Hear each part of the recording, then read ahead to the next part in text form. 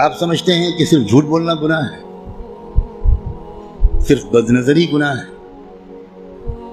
صرف زنا اور چوری گناہ ہے، اور آپ یہ نہیں جانتے کہ قرآن کو نہ سمجھنے کی کوشش کرنا یا سمجھنے کی کوشش نہ کرنا یہ ان سارے گناہوں سے بڑا گناہ ہے۔ آپ انجینئر ہیں، بڑے خوش ہیں کہ میں انجینئر ہوں، آپ ڈاکٹر بن گئے، بڑے خوش ہیں کہ میں ڈاکٹر ہوں، آپ تاجر بن گئے اور آپ خوش ہیں کہ میں تاجر ہوں،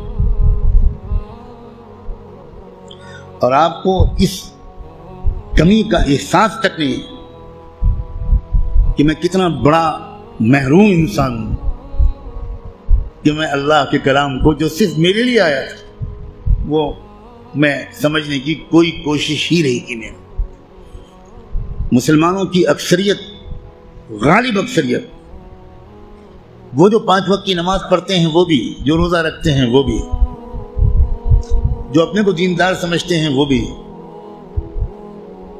جو کچھ دینی کام بھی کرتے ہیں وہ بھی، اس بڑے گناہ میں تقریباً سب شریک ہیں کہ وہ قرآن مجید کو سمجھنے کی کوئی کوشش نہیں کرتے اور قرآن مجید کو نہ سمجھنے کو گناہ نہیں سمجھتے، یا سمجھنے کی کوشش نہ کرنے کو گناہ نہیں سمجھتے۔ تو آپ قرآن مجید کو سمجھنے کی کوشش فرض عین سمجھیں، اور قرآن کو اب تک سمجھنے کی کوشش نہ کرنا یہ کبیرہ گناہوں سے بڑا گناہ سمجھیں۔ اور رمضان کا مہینہ جو گناہوں سے توبہ کرنے اور معافی مانگنے کا مہینہ ہے، اس میں سب سے زیادہ اس گناہ سے توبہ کریں۔ اللہ کے ہاں آپ کی بخشش اس سے کہہ کر نہیں ہوگی کہ اللہ حضرت میں تعلیم کے حلقے میں بیٹھتا تھا اور اس میں منتخب احادیث پڑھی جاتی تھی، اس میں فضائل نماز پڑھی جاتی تھی۔ یہ منتخب احادیث اور فضائل نماز اس لیے پڑھی جاتی ہے تاکہ قرآن پڑھنے کا، سمجھنے کا شوق پیدا ہو۔ اور اگر کوئی کتاب قرآن مجید کے سمجھنے کی کوشش کے راستے میں ایک رکاوٹ بنتی ہے تو میں کہنے کی ہمت بھی نہیں کرتا، ضرورت بھی نہیں سمجھتا کہ وہ کتاب یا اس کتاب کو یہ درجہ دینے والا اللہ کے ہاں کدھر کھڑا کیا جائے گا۔ رسول اللہ یہ شکایت کریں گے قیامت کے دن کہ سن لیجیے یہ قرآن میں آیا ہے، اور شکایت کیا کریں گے؟ یہ نہیں کہیں گے کہ ان کی ٹوپی 4 کونوں کی نہیں ہوتی تھی، یہ شکایت نہیں کریں گے رسول اللہ مسلمانوں کی ان کی داڑھی چھوٹی تھی۔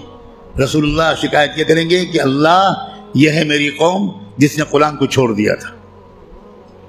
آپ جس کی شفاعت کی دعائیں کر رہے ہیں وہی آپ کے خلاف اللہ کی عدالت میں مقدمہ دائر کرے گا۔ ہماری عورتیں 100% تقریباً قرآن مجید کو ٹھیک سے شاید پڑھ بھی نہیں پاتی، سمجھنا تو بہت دور کی بات ہے۔ ہم نے کبھی فکر ہی نہیں کی کیا ہو گیا، مجھے کچھ سمجھ میں نہیں آتا۔ قرآن صرف تلاوت کے لیے نہیں آیا ہے۔ اول تو کتنے لوگ سال بھر تلاوت کرتے ہیں وہ آپ خود جانتے ہیں، لیکن میں کہتا ہوں اگر آپ سال کے روزانہ تلاوت بھی کرتے ہیں تو ایک بہت نیک کام آپ ضرور کرتے ہیں، لیکن قرآن کا حق صرف تلاوت سے ادا نہیں ہوگا۔ آپ کے دوست کا خط آپ کے پاس آئے، آپ کی ماں اپنا خط لکھے، آپ دور کہیں رہتے اور ماں آپ کو خط بھیجے، آپ خالی اس خط کو روزانہ پڑھ لیا کریں گے بس؟ اور دوست یا ماں اگر آپ سے کوئی مطالبہ کرتی ہے تو آپ اس پر عمل نہیں کریں گے؟ یہی سلوک ہم قرآن کے ساتھ کر رہے ہیں۔ قرآن کیا ہے؟ اللہ کے خطوط کا مجموعہ ہے، لیکن ہم کو کچھ خبر نہیں کہ اللہ نے ہم کو خط میں کیا لکھا ہے۔ آپ کا دوست آپ کو خط لکھے اور آپ اس کو سمجھ نہ پائیں، آپ چین سے سوئیں گے؟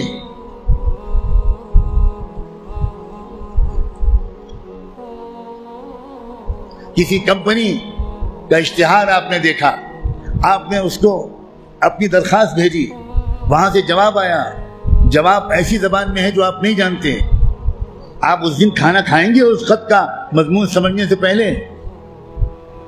اب دوڑیں گے، بھاگیں گے، پتہ لگائیں گے یہ فرانسیسی زبان میں خط ہے تو میرے شہر میں فرینچ زبان کون جانتا ہے؟ اور آپ اس کی خوشامد کریں گے ذرا اس خط کو پڑھیے اور مجھے بتائیے کہ اس نے کیا لکھا ہے۔ 24 گھنٹے نہیں گزرنے دیں گے آپ، اس سے پہلے اس خط کو سمجھنے کی بھرپور کوشش کر لیں گے، اس کا جواب بھی لکھیں گے۔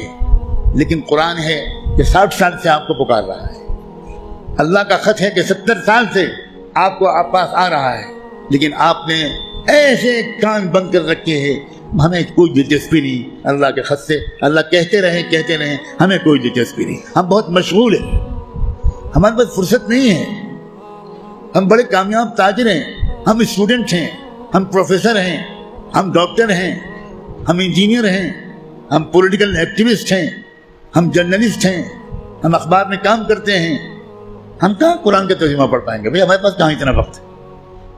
بھوگتے کا ہر وہ انسان، ہر وہ مرد اور عورت جو قرآن مجید کو سمجھنے کی کوئی کوشش نہیں کرتا اور قرآن کے مطابق اپنے آپ کو ڈھالنے کی کوئی سیریس کوشش نہیں کرتا، خون کے آنسو روئے گا وہ شخص، خون کے آنسو روئے گا۔ ایسا شخص تو جب قرآن کی تلاوت کرتا ہے تو قرآن اس پر لعنت بھیجتا رہتا ہے۔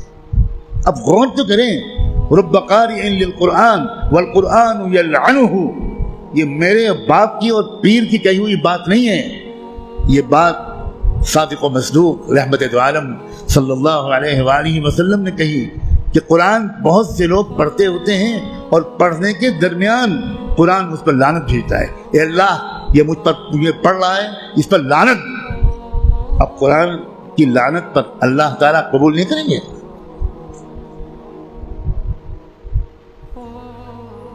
جو توہین قرآن کی ہم نے کی ہے، جو بے عزتی قرآن کی ہم نے کی ہے، اس کے حساب سے ابھی مسلمانوں کی اتنی پٹائی نہیں ہوئی جتنی ہونی چاہیے۔